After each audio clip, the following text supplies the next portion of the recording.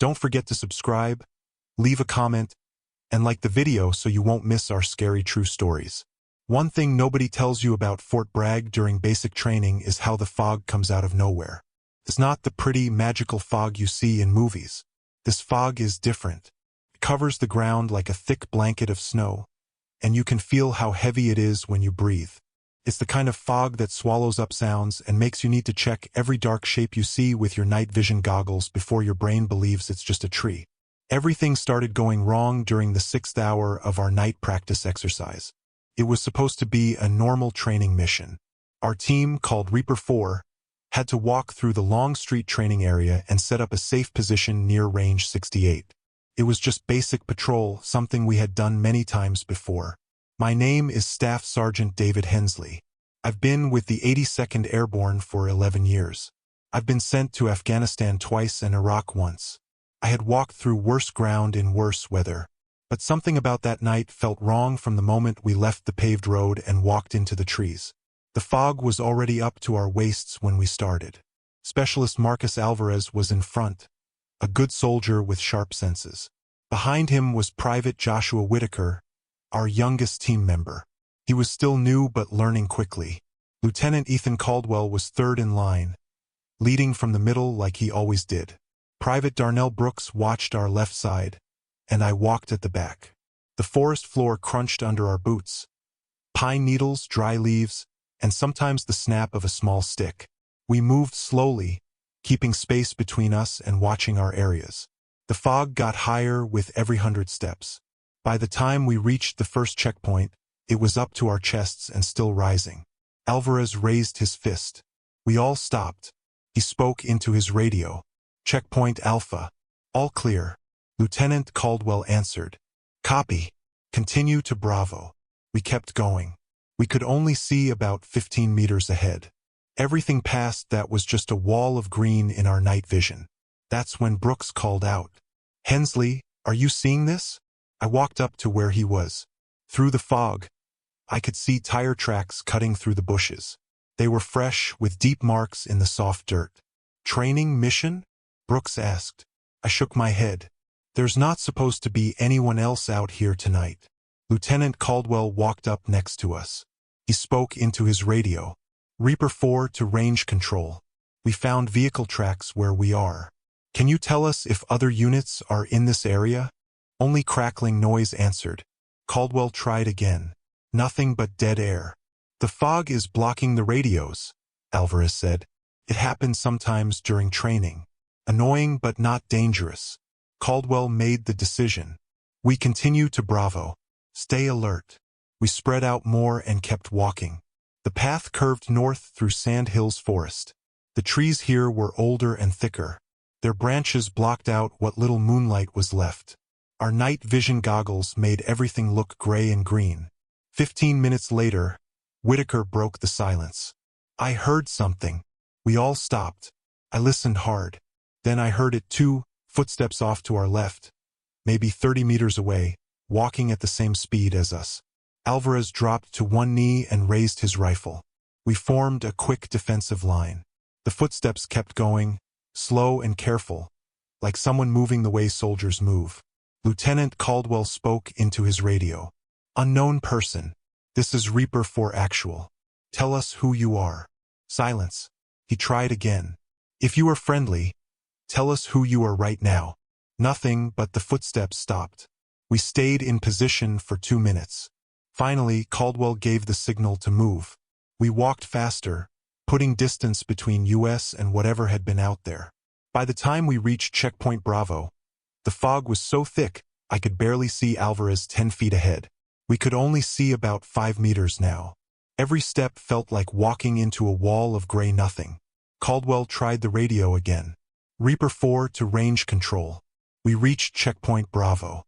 Please give us an update." Static, then broken words we couldn't understand. "We push to the target," Caldwell said. "Range 68 is only 2 kilometers north." Nobody disagreed. We adjusted our line and kept walking. My uniform was soaked from the water in the air. Everything felt heavy and slow. Whitaker goes missing. That's when Whitaker disappeared. It happened fast. One moment he was there, fourth in line, walking through the fog just ahead of me. The next moment he was gone. No sound, no call, no sign of fighting, just empty space. I stopped and spoke into my radio. "Whitaker, report." Silence. "Whitaker, this is Hensley. Tell us where you are." Nothing. Alvarez came back to where I was. "Where did he go?" "I don't know. He was right here 10 seconds ago." Lieutenant Caldwell came up quickly. "What happened?" "Whitaker is gone." No radio answer. "Can't see him." Caldwell spoke into his radio. "Everyone say your name." "Alvarez here. Brooks here. Hensley here." No answer from Whitaker. "We go back the way we came," Caldwell said. "Stay in line. Nobody separates." We turned around and started walking back the way we came. Alvarez called out, "Whitaker, answer us." His voice echoed through the trees and disappeared in the fog. After 50 meters, we found his rifle. It was lying on the path, stock down, barrel pointing into the bushes. Safety still on, magazine in place, no sign of a fight. The rifle was just there, left behind. Brooks picked it up. Clear. No bullet in the chamber. Lieutenant Caldwell stared at the weapon. Why would he drop his rifle? A soldier never drops his weapon. Not ever. "Whitaker!" Caldwell shouted. His voice bounced back from the trees. Silence. I looked through my night vision goggles. Then I saw footprints going off the path, heading west. Single file with careful spacing. Standard combat boots. "Whitaker wore size 10s, I said. "Tracks leading west." Caldwell looked at them. "He walked away on his own." "Why?" "I don't know," Brooks asked. "But we're going to find out." Alvarez, take point. Follow the tracks. We left the path and walked into thick bushes. The fog pressed against us. Branches scratched our uniforms. The footprints kept going in a straight line, never turning. The clearing and Watchtower. After 100 meters, the prints stopped. Not faded, they just ended. One moment clear, the next nothing. Just smooth dirt and scattered leaves. Alvarez knelt down. "This doesn't make sense. The tracks just stop." I looked up. The trees here had their lowest branches at least 15 feet off the ground. No way Whitaker could have climbed without leaving marks. Caldwell spoke into his radio. "Range control, this is Reaper 4 actual. We have a man down. We need search and rescue help right now." Static. Then a faint broken voice. "Reaper. Say again." "Broken." "Range control, we need help now. One man missing. Last position grid November Delta 7348. The radio hissed, then went quiet. "Sir," Brooks said quietly. "What do we do?" Caldwell stared at where the footprints ended. "We keep looking. We're not leaving him." We spread out in a line and started searching back and forth through the bushes, calling Whitaker's name every 30 seconds. The fog swallowed our voices. An hour passed, then 2. My legs hurt. Sweat mixed with moisture from the fog. My night vision goggles got dim. I changed the batteries and kept going. At some point, the forest changed. The trees looked older. There was more space between them. The bushes thinned until we were walking on open ground covered in pine needles and moss. Alvarez stopped suddenly. "Do you hear that?" We froze. Then I heard it. A voice, faint and far away. "Help!" It was Whitaker. "Whitaker!" Caldwell shouted. "Where are you?" The voice came again. "Help me!" We moved toward the sound, going fast now. The voice called out twice more, each time clearer and closer. Relief rushed through me. Then we stepped into the clearing. It wasn't on any map. A perfect circle of open ground, maybe 50 meters across, surrounded by huge pine trees. The fog hung lower here, pooling like water. In the center stood a single building, a watchtower. It was old, made of wood, half fallen down, leaning to one side. And at the bottom of the tower, sitting with his back against the support beam, was Whitaker. He was staring straight ahead, eyes open, not blinking. His hands rested on his knees. He didn't move when we got closer. He just sat there, perfectly still. "Whitaker," Lieutenant Caldwell said, kneeling next to him. "Are you hurt?" No answer. Caldwell waved a hand in front of his face. Nothing. Whitaker's eyes didn't follow. They didn't blink. I checked his pulse. Strong and steady. Breathing normal. Physically, he looked fine. But something was wrong. Brooks crouched next to me. What's wrong with him? Shock maybe? Or too cold? Alvarez grabbed Whitaker by the shoulders and shook him gently. Whitaker. Joshua. Look at me. Still nothing. Then slowly Whitaker's mouth opened. His voice came out flat and empty. Don't follow the tracks. They don't go anywhere. They just bring you here. Caldwell leaned closer. What are you talking about? What happened to you? Whitaker's eyes finally moved. They shifted to Caldwell and locked on his face. You shouldn't have come looking for me. Now you're here too. Here where? I asked. Whitaker didn't answer. He just turned his head slowly and looked up at the Watchtower. We all looked up. Ghost soldier encounter. At the top of the tower, barely visible through the fog, something moved. A shape the size of a person standing perfectly still, looking down at us. My hand went to my rifle. Alvarez brought his weapon up. Brooks took a step back. Caldwell stood frozen. Tell us who you are. Caldwell shouted. The figure didn't move or speak. It just stood there watching. Then, without a sound, it stepped back into the fog and disappeared. We stood in the clearing, surrounded by trees that felt like they were closing in, staring at an empty watchtower that shouldn't exist. And at our feet, Private Joshua Whitaker sat with his back against the beam, whispering the same words over and over again. They don't go anywhere. They just bring you here. Lieutenant Caldwell made the decision fast. We leave now. Nobody disagreed. Alvarez moved to Whitaker's side and tried to lift him. Whitaker didn't fight back. But he didn't help either. His body was dead weight, arms and legs slack, eyes still locked on nothing. Carry him, Caldwell ordered. Fireman, carry if you have to.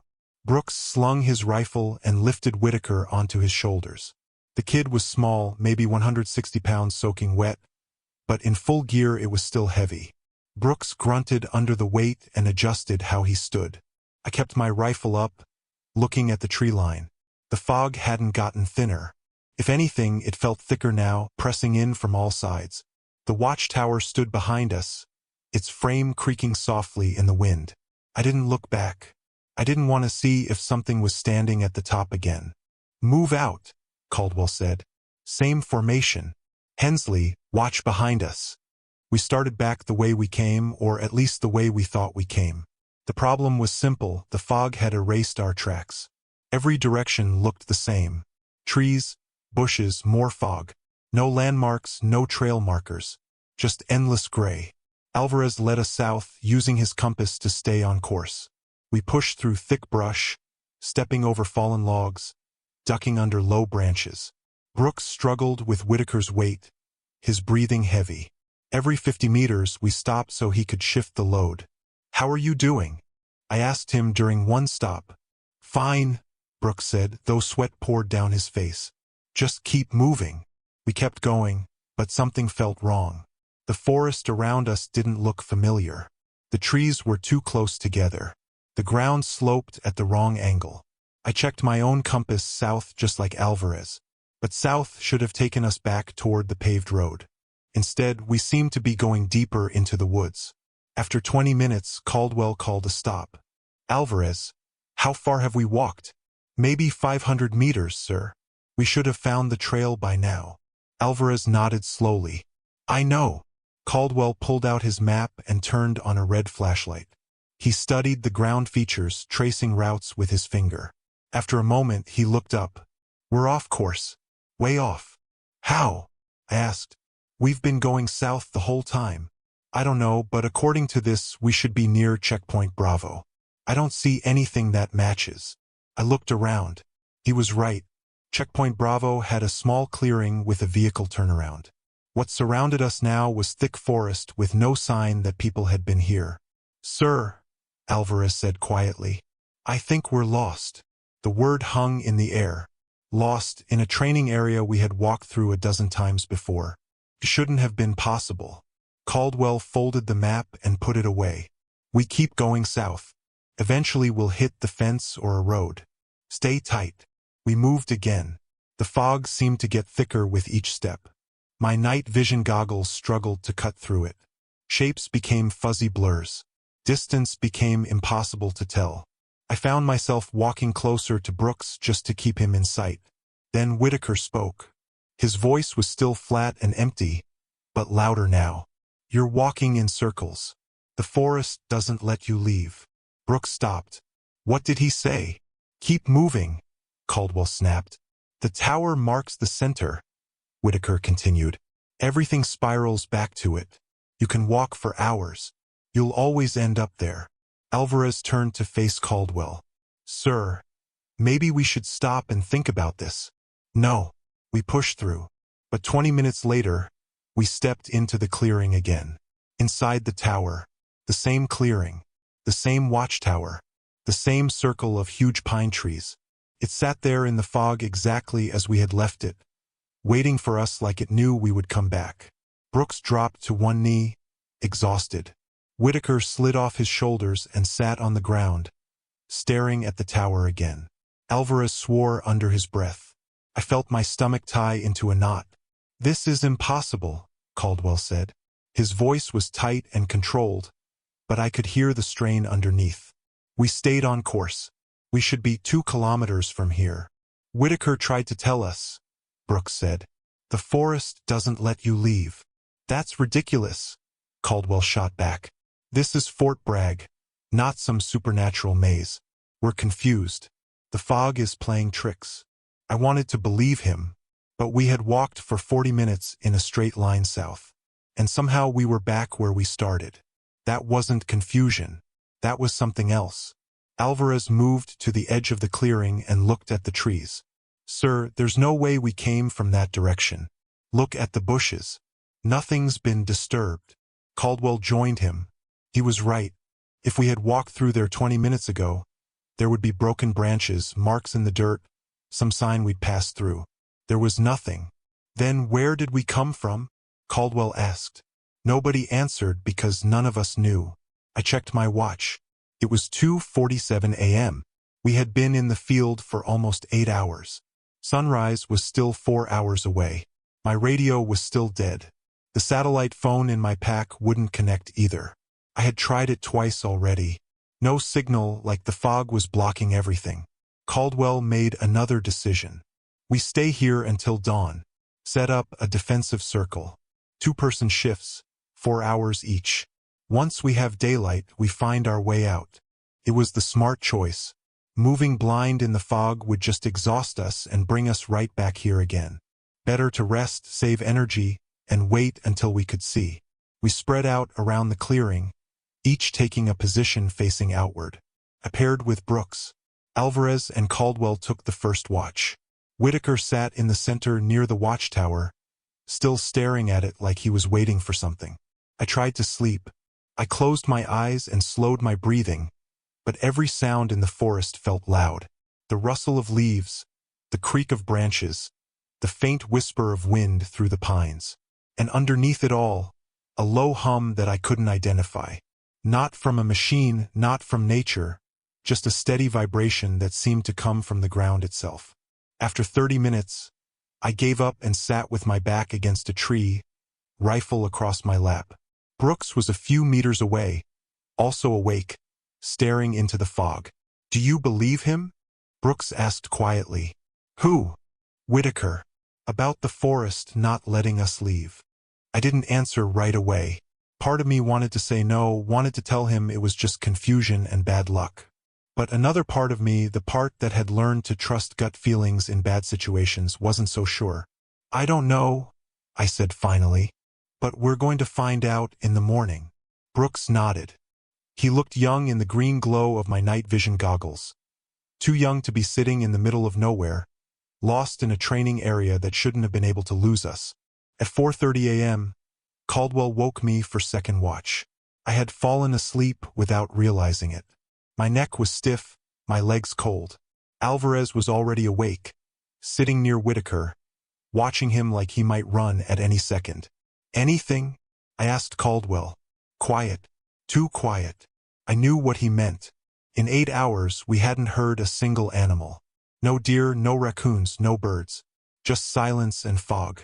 I took my position and looked at the tree line. The fog hadn't lifted. If anything, it looked thicker now. A solid wall of gray that pressed against the edge of the clearing like it was trying to push in. Then I heard it. Footsteps.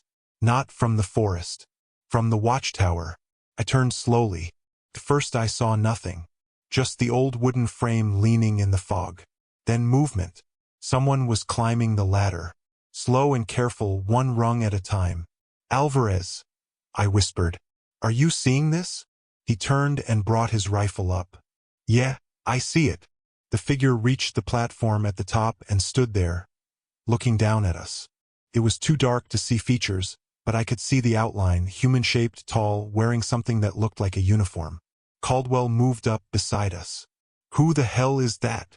I didn't know, but my heart was pounding now. Instinct was screaming at me that something was very wrong. "Tell us who you are," Caldwell shouted. His voice echoed across the clearing. The figure didn't respond. It just stood there, perfectly still. Caldwell raised his rifle and turned on his weapon light. The beam cut through the fog and hit the platform. For a split second, we saw it clearly. It was a soldier, or it looked like one. Woodland camouflage, helmet, tactical vest. But the face was wrong, too pale, too still. The eyes were open but empty, staring down at us without blinking. Then the light flickered. The figure moved. Not walked, moved. One moment it was at the top of the tower. The next it was at the bottom. No climbing down, no jump. It just appeared there, standing 10 meters from us in the fog. Brooks shouted and brought his rifle up. Alvarez backed away. I felt my fingers slide onto the trigger, every instinct telling me to fire. But Caldwell held up a hand. "Wait!" The figure stood there, not moving. His chest didn't rise or fall. His eyes didn't blink. It looked like a person but moved like something else. Something that didn't follow the rules. Then it spoke. The voice was flat and mechanical, the same tone Whitaker had used. "You shouldn't have come here." Caldwell stepped forward. "Who are you? What unit? This place doesn't belong to you anymore. It belongs to what came before. Answer the question," Caldwell demanded. "Tell us who you are." The figure tilted its head. The motion was too smooth, too fluid. "I was like you once. I walked the same trails. I followed the same orders. Then I found the tower, and the tower found me." Whitaker stood up slowly from where he had been sitting. His eyes were locked on the figure. "You're the first one." The figure turned to him. "Yes." "How many are there?" Whitaker asked. "Enough. More every year. They send new ones and we keep them." My blood ran cold. I didn't understand what was happening, but I understood enough. This place, this clearing, this tower, it was a trap, and we had walked right into it. Caldwell raised his rifle higher. "Step back. Do it now." The figure didn't move closer. It just stood there, waiting. "You can point that weapon all you want. It won't change anything. You're already here. That means you're already ours." "Like hell we are," Brooks said. The figure turned to him. "You walked the spiral path. You followed the tracks. You heard the voice calling for help. Every step brought you closer. Now you're inside. And there's no way out except to become what we are." Alvarez fired. The shot cracked through the clearing, echoing off the trees. The round hit center mass. I saw the impact, saw the figure jerk back from the force. But it didn't fall. It just stood there, looking down at the hole in its chest like it was nothing. Then it smiled. "See? Rules don't apply here." Caldwell grabbed Alvarez by the vest. "Fall back. Everyone move. Escape attempt." We ran. Not south, not north, just away from the figure and the tower. We crashed through the bushes, branches tearing at our uniforms, roots catching our boots. Brooks grabbed Whitaker and dragged him along. I ran behind them, looking back every few seconds. The figure wasn't following. It just stood there in the clearing, watching us go. But I knew it didn't need to follow because Whitaker was right. The forest didn't let you leave. Every path led back to the tower. We ran for 10 minutes before we had to stop from exhaustion. My lungs burned. My legs felt like lead. I dropped to one knee and looked behind us. Nothing, just fog and trees. What was that? Brooks gasped. What the hell was that? I don't know, Caldwell said. His hands were shaking. I had never seen him like this before. But we're getting out of here right now. How? Alvarez asked. We already tried. We keep coming back. Whitaker spoke quietly from where he sat. There's a way, but you have to go through the tower. We all turned to him. What? Caldwell said. The tower is the center. The spiral leads in. If you want out, you have to go through the center. Through the door at the bottom. That's insane, Brooks said. Maybe, Whitaker replied. But it's the only way. We sat in silence for a long moment. The fog pressed in from all sides. The tower waited somewhere behind us in the darkness. And Whitaker sat there with that empty look in his eyes, telling us the only way out was to go back to the place we had just run from. Going back for Whitaker. Lieutenant Caldwell shook his head. No, we're not going back there. Then you'll walk in circles until the fog never lifts, Whitaker said flatly. Or until you become like the others. Like the one you saw. Like I'm becoming. Brooks stared at him. What do you mean, becoming? Whitaker held up his hand. In the green glow of our night vision goggles, I could see his fingers. They looked wrong. The skin was too pale, almost see-through. The veins underneath were dark, visible through the skin, like ink spreading through water. It starts slow, Whitaker said. First you forget small things, your name, your unit, where you came from. Then you forget why you wanted to leave. After that, you don't want to leave anymore. You just wait at the tower. You wait for the next ones to come. And when they do, you welcome them. Alvarez turned away and pressed his hands to his face. I could see his shoulders shaking. Brooks sat frozen, staring at Whitaker's hand. Caldwell looked at me, and for the first time since we had met, I saw real fear in his eyes. How long? I asked Whitaker. Hours, maybe a day. I don't know anymore. Time doesn't work right here. I checked my watch. It read 5:12 a.m., but that was impossible. We had been sitting here for maybe 15 minutes. Before that, we ran for 10. My watch had said 2:47 a.m. when we set up our defensive circle. That was barely 2 hours ago, but it felt like longer. Much longer. It's happening to all of us, Whitaker continued. You just don't feel it yet. But you will. The fog gets inside. It changes you, makes you forget, makes you stay. Shut up, Brooks snapped. Just shut up. But Whitaker kept talking. The only ones who leave are the ones who go through the tower. I saw it happen once. A group like yours. They went inside. When they came out, the fog was gone. They walked south and didn't come back. How do you know they made it out? Caldwell asked. Because they remembered their names when they left. They still knew who they were. That's how you know you can still leave. If you remember who you are. I tested it in my head. Staff Sergeant David Hensley. 82nd Airborne. 11 years in uniform. The details came easy, but there was something underneath. A faint blur at the edges of my memory, like trying to remember a dream after waking. I pushed it away and focused. What's inside the tower? I asked. I don't know. I never went in. I was too afraid. But the others did, and they left. So it must be the way out. Caldwell stood and walked in a tight circle. His breath came fast, visible even in the dark. He was trying to think, trying to make a tactical decision. But this wasn't a tactical situation. This was something else. Something we had no training for. Sir, Alvarez said quietly. What if he's right? He's not right, Caldwell said. This is a training area. There's no supernatural tower. There's no fog that traps people. We're confused, exhausted, maybe exposed to something chemical, but we're not trapped. Then explain what we saw, Brooks said. Explain the soldier who didn't go down when Alvarez shot him. Explain how we walked south for 40 minutes and ended up back where we started. Caldwell didn't have an answer. None of us did.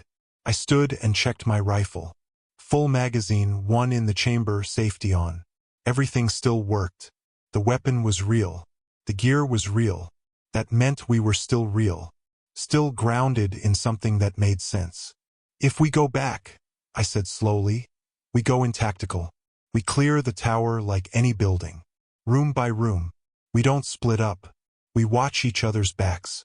And if anything goes wrong, we pull out immediately. Caldwell looked at me. You're saying we do this? I'm saying if Whitaker is right, and there's even a chance he's right, then we don't have another choice. We can sit here and wait for the fog to take us, or we can move. Alvarez nodded. I'm with Hensley. Brooks hesitated, then nodded too. Yeah, let's do it. Caldwell closed his eyes for a moment. When he opened them, he looked older, like the decision had cost him something. Okay, we go back. We clear the tower, but we stay sharp. If I give the word to pull out, we pull out. No questions. Yes, sir, we said together. Whitaker stood slowly. His movements were stiff and mechanical, like his joints didn't bend right anymore. I'll take you back. I remember the way. We formed up. Whitaker led. Alvarez followed close behind. Then Caldwell, Brooks, and me watching behind us. We moved through the fog in silence. My hands were slick with sweat inside my gloves. My heart hammered against my ribs. Every shadow looked like something waiting. Every sound felt like a warning. After 5 minutes, we stepped into the clearing. The tower stood in the center, exactly as we had left it. The figure was gone.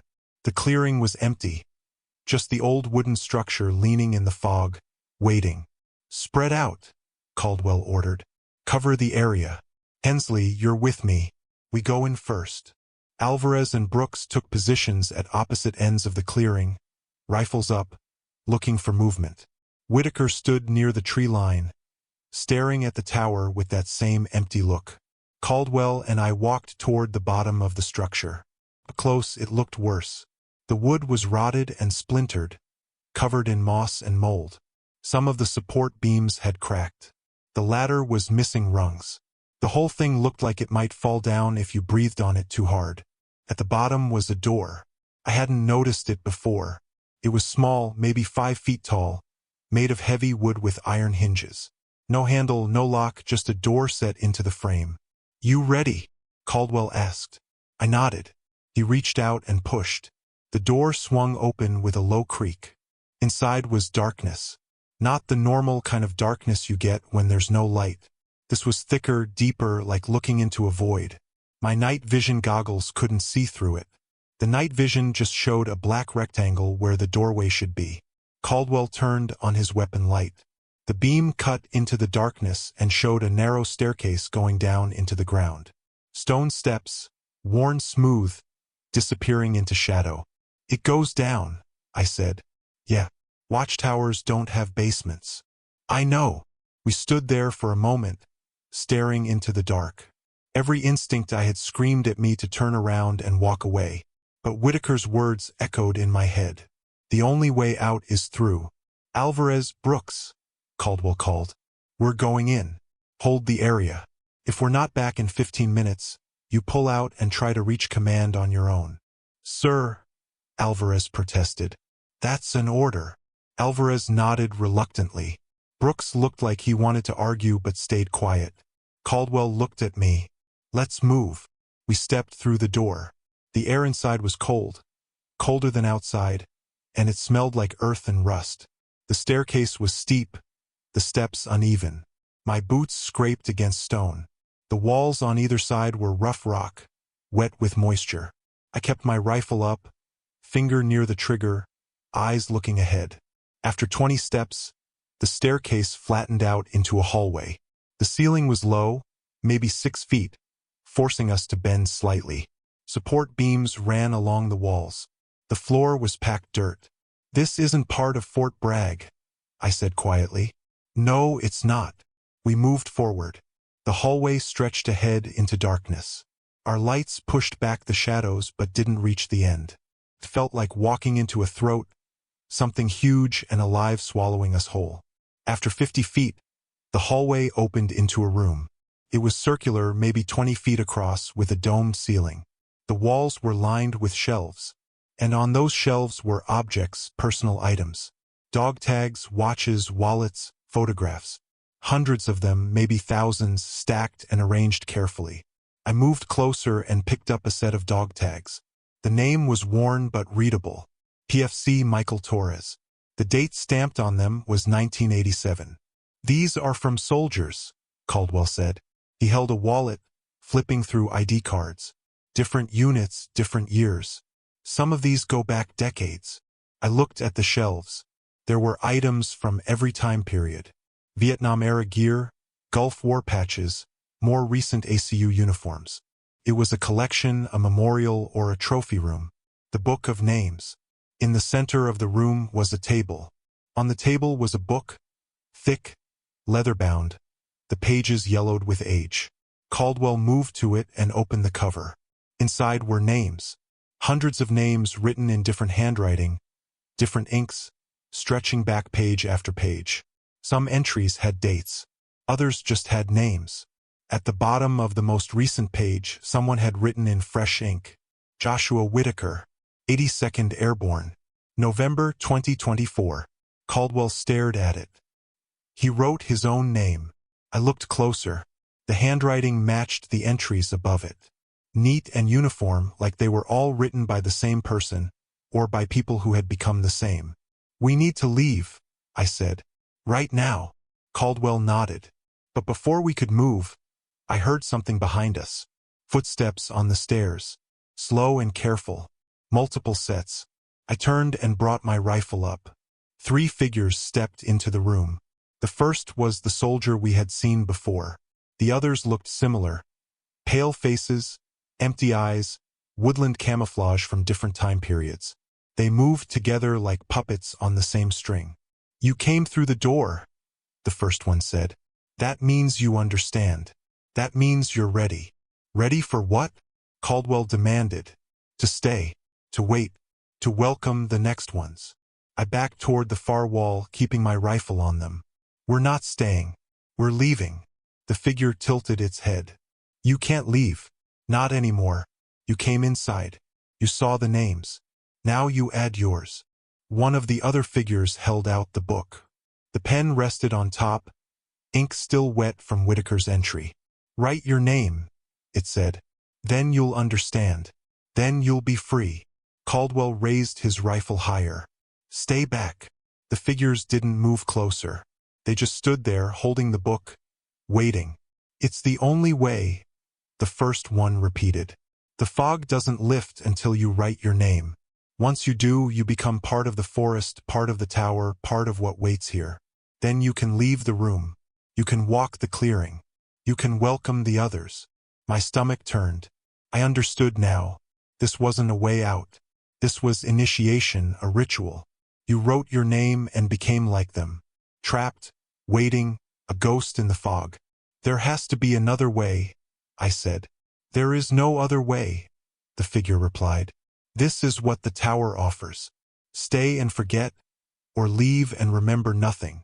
Caldwell looked at me. "We run." I nodded. We moved together, backing toward the hallway. The figures didn't chase us. They just stood there, holding the book, watching with those empty eyes. We hit the hallway at a full sprint. Behind us, I heard their voices echoing through the room, speaking together. "You will come back. You will always come back. The fog will bring you." We took the stairs 2 at a time, stumbling on the uneven stone, hands scraping the walls for balance. My lungs burned. My legs screamed. But I didn't stop. We burst through the door and into the clearing. Alvarez and Brooks were still there, rifles up, faces tense. "Move!" Caldwell shouted. "Everyone move now!" We ran.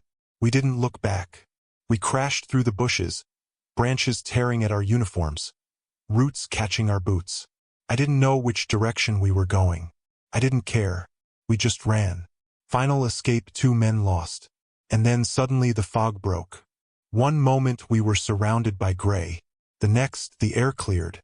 I could see the sky, stars, the faint glow of dawn on the horizon, trees with normal spacing, a trail marker ahead with a familiar number painted on it.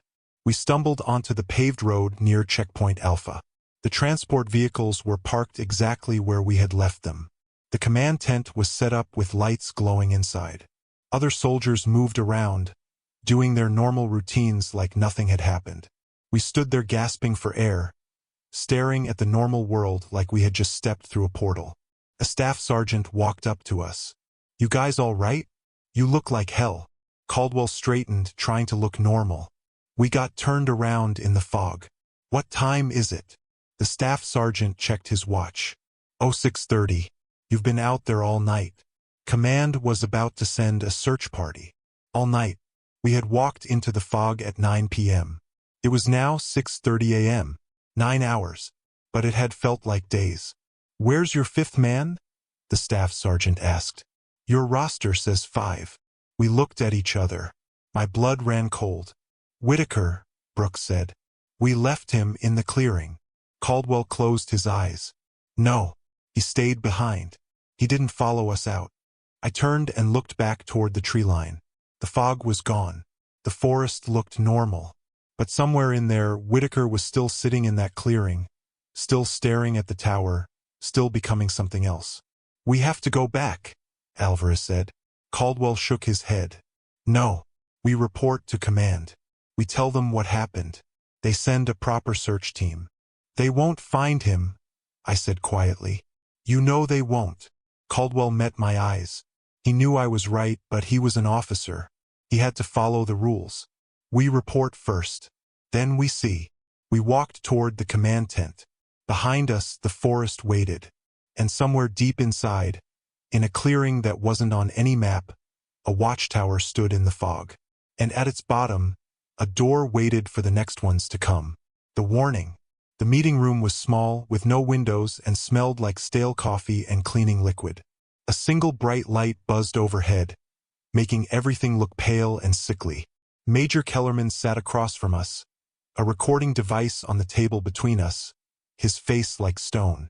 "Let me make sure I understand," he said slowly. "You're telling me that Private Whitaker disappeared into a clearing that doesn't exist, where you met hostile people who couldn't be killed, and then escaped through a tower that led underground to a room full of stuff from soldiers going back decades." Lieutenant Caldwell sat stiff in his chair. "Yes, sir.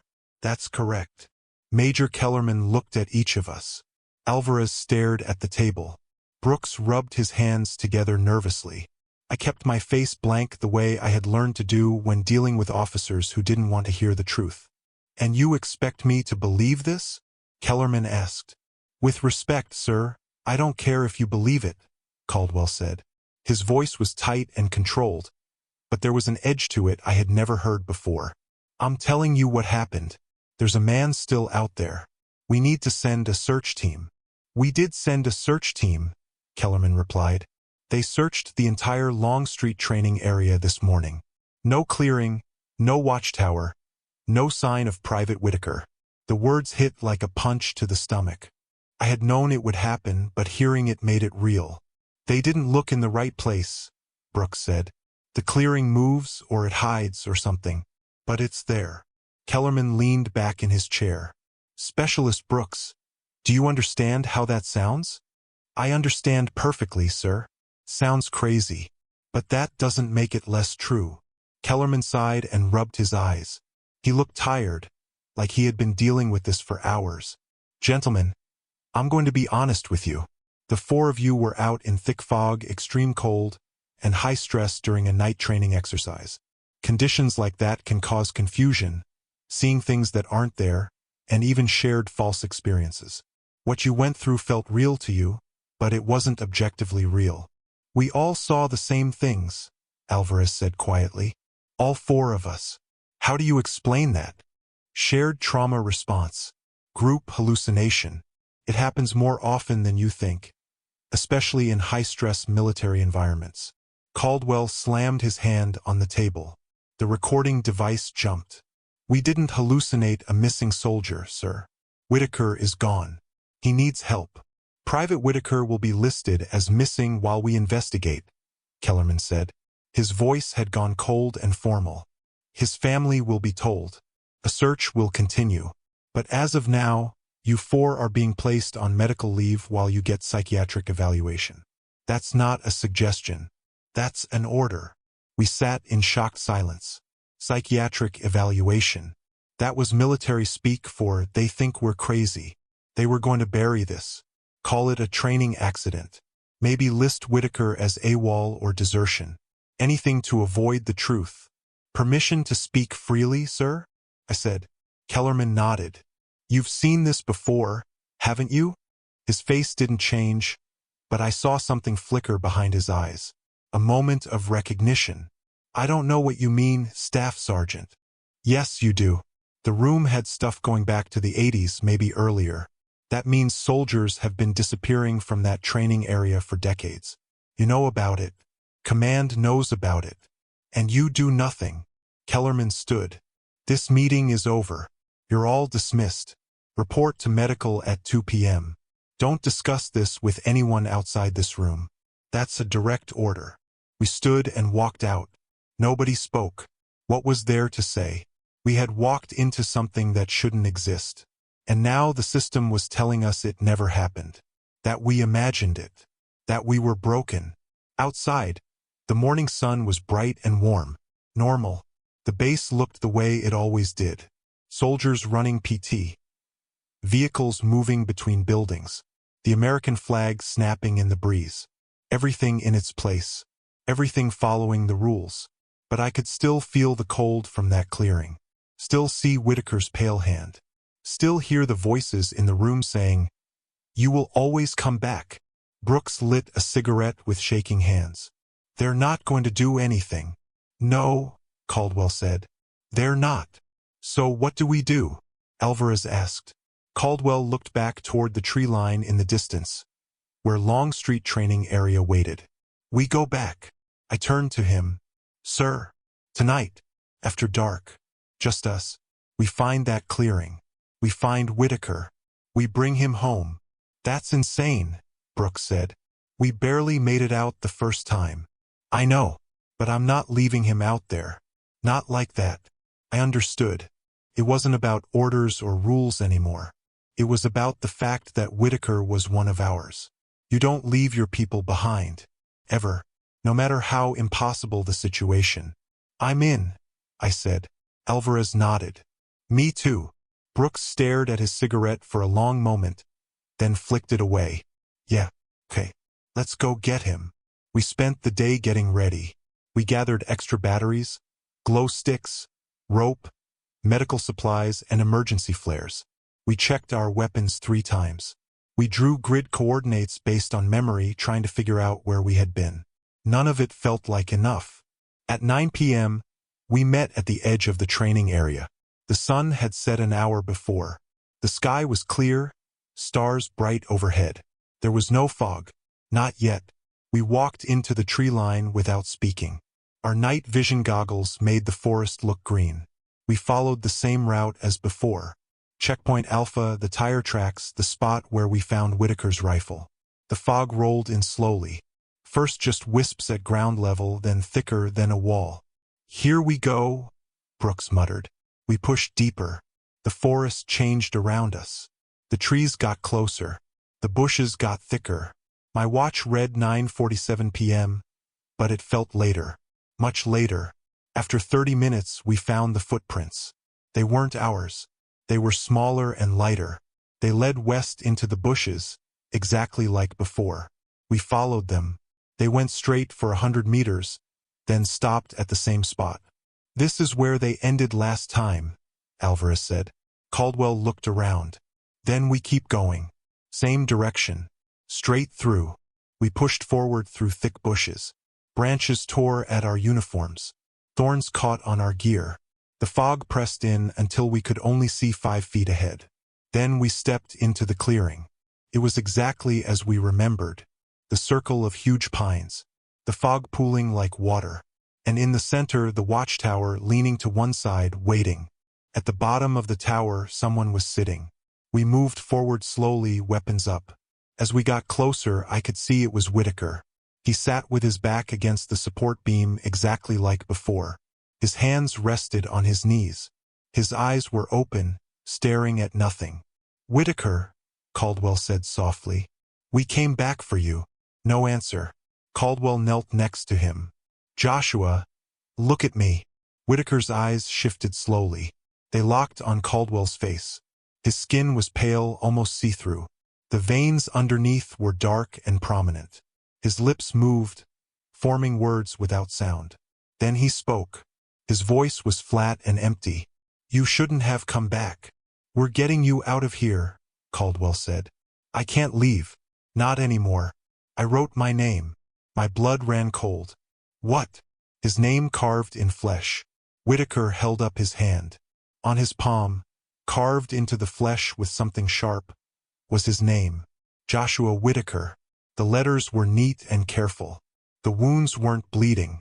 They just sat there, black and dead against pale skin. "I went back inside," Whitaker said. "After you left, I went back to the room. I tried to fight it, but the fog kept getting thicker. I kept forgetting who I was. So I wrote my name. I carved it into my skin so I wouldn't forget. But that made it worse. Now I'm tied here. Now I can't leave." Alvarez backed away. "This is wrong. This is all wrong." "We can still get you out," Caldwell insisted. He grabbed Whitaker's arm and tried to pull him to his feet. Whitaker didn't fight back. But he didn't help either. His body moved like dead weight. Then the others appeared. They stepped out of the fog around the clearing. 5 of them, 10, 20, all wearing uniforms from different time periods. All with that same pale skin and empty eyes. They formed a ring around us, silent, watching. The first one we had seen stepped forward. "You came back. That means you understand now. That means you're ready to stay." Caldwell raised his rifle. "Stay back. All of you. You can't fight us," the figure said. "We're not your enemy. We're your future. Everyone who comes here becomes what we are. It's just a matter of time." "Like hell," Brooks said. He fired. The round hit the figure center mass. It stumbled back a step, looked down at the hole in its chest, then looked back up at us. "See? Rules don't apply here." More of them moved closer. Not threatening, not aggressive, just closing in slowly like a rope tightening. I looked at Caldwell. "Sir, we need to move." "Not without Whitaker," he said. "He can't leave." I don't care what he said. "We're taking him." Caldwell grabbed Whitaker under the arms and lifted. Alvarez moved to help. Together they dragged him toward the edge of the clearing. The figures didn't stop them. They just watched, heads tilted at that same unnatural angle. We reached the tree line. The fog was thicker here, almost solid. I could barely see 3 feet ahead.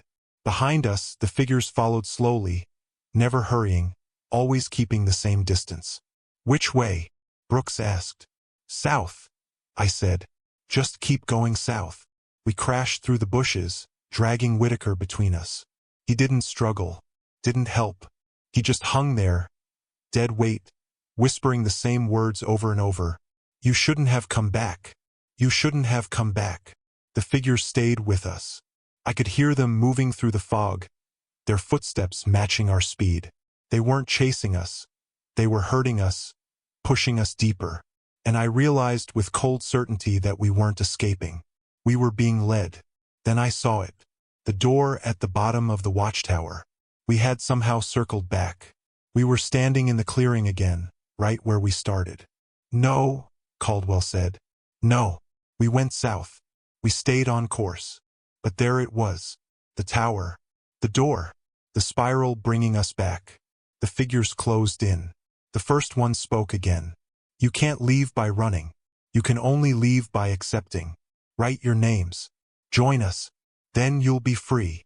"Free to do what?" I asked. "Stand in the fog forever? Wait for more people to trap. Free to stop fighting. Free to stop fearing. Free to understand what this place really is."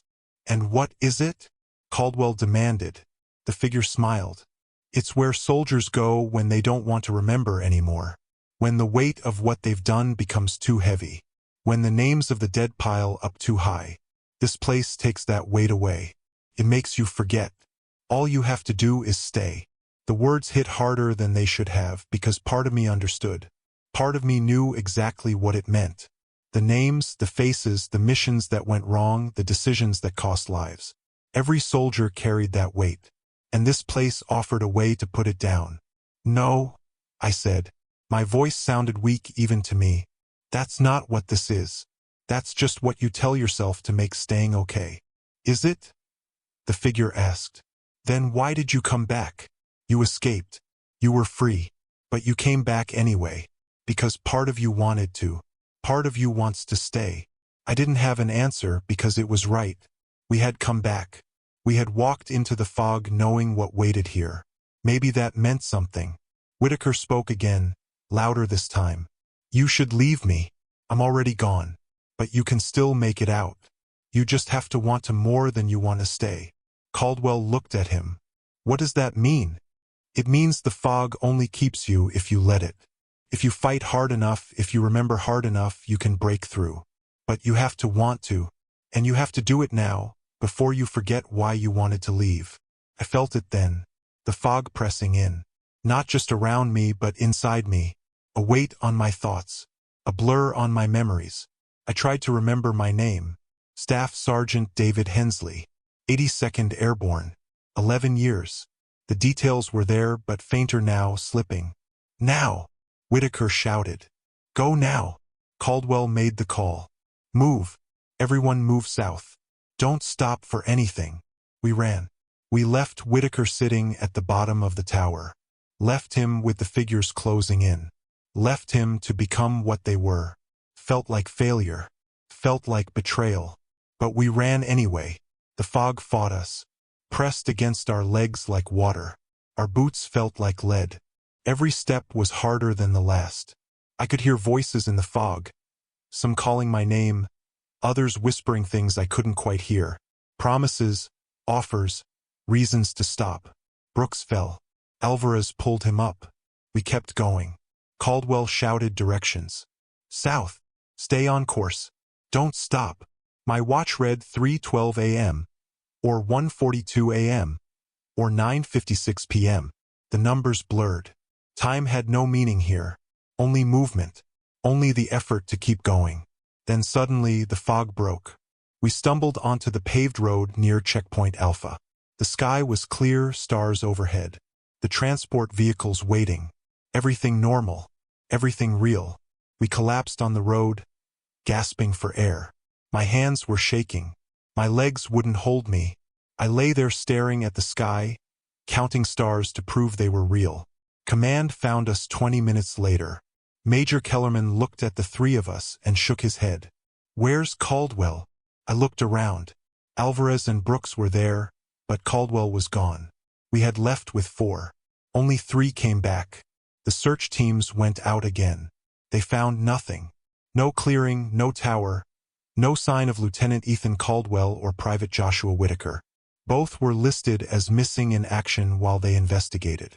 Alvarez, Brooks, and I were sent to different units, separated. The official story was that we got lost during a training exercise and 2 men wandered off in the confusion. Exposure, hypothermia, possible desertion. But I know the truth. They're still out there, standing in that clearing, waiting at the bottom of the tower. Part of the fog now. Part of what calls to the next ones who walk into Longstreet Training Area on a night when the fog rolls in. Sometimes I think about going back, about walking into the tree line one more time, about finding that clearing and writing my name. Because Whitaker was right about one thing, this place offers something. A way to forget. A way to put down the weight. But then I remember his face, the empty eyes, the flat voice. And I know that forgetting isn't the same as healing. So I stay. I remember. I carry the weight. And I warn anyone who will listen. If you ever find yourself at Fort Bragg on a foggy night and you see tire tracks leading into the forest, don't follow them. If you hear footsteps matching your speed, don't call out. And if you ever see a watchtower in a clearing that isn't on any map, turn around and run. Because some doors should never be opened, some spirals should never be followed, and some names should never be written, even if they promise to set you free.